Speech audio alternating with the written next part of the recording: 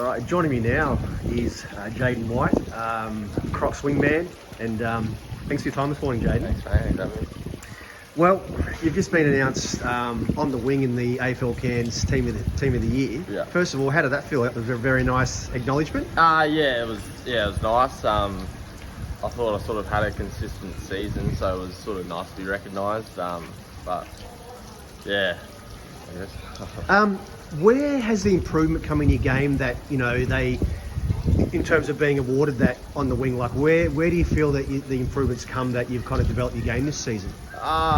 Just the coaches probably backed me, like gained my confidence this year. Last year I was just sort of lacking confidence. I was thrown everywhere on the field, I guess, last year, and this year I've stuck to that wing. It's like my strengths are, I guess, my fitness and my speed. So it's sort of a good position for me. So just the coaches backing me in, the teammates backing me in, and it's just been a good year. So you felt that you had a bit of a confidence issue compared to last year compared to this year? Yeah, definitely, yeah. And then even this year, my body's felt a lot better than it did last year. So it's it's just all been good this year, touch wood, and there's one more to go, and hopefully, get some success. You've talked about the coaching. So this year under new coach Jared Petrenko, take us through how it's felt to be kind of playing under his coaching this season. Yeah, he's really good.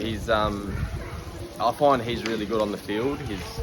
He'll just yell at everyone and he directs everyone. He's really good on the field, but like off field, it's not really like there's one head coach. It's sort of like, because we got Lee Staple, Salts, Matty Lasky does the reserves, but they all just sort of got 4 blokes to bounce off. So it's not really off the field. It's not like there's one bloke you've got to talk to. We've got a number of blokes, but definitely on field, Pup's a really good leader.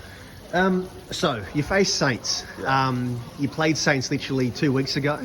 And got over them in a pretty tight arm wrestle there towards the end by around 14 points. I mean, how do you see the Saints challenge, and where do you see perhaps their strengths and kind of where you have to get over the top of them? It's a funny one because they beat us the first 2 times they played us this year.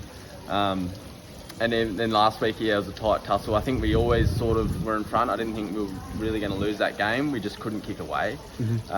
We know they're a bit bigger side, like bigger bodied. So we sort of got our game plan, what we want to do. We know what we got to do. What's that involved? Well, Pup didn't want to say it the other night at the presentation, so I better not say it either. But we know what we got to do, and I think if we can execute it, we'll be fine. And you touched on the start of this chat. You touched on the fact that last year you got to the granny against the powerhouse Kansas City Lions, but they obviously proved too strong. I mean, what are the key learnings you take, kind of individually and collectively as a group? Like, how do you see playing? They say you have to lose a granny to win one.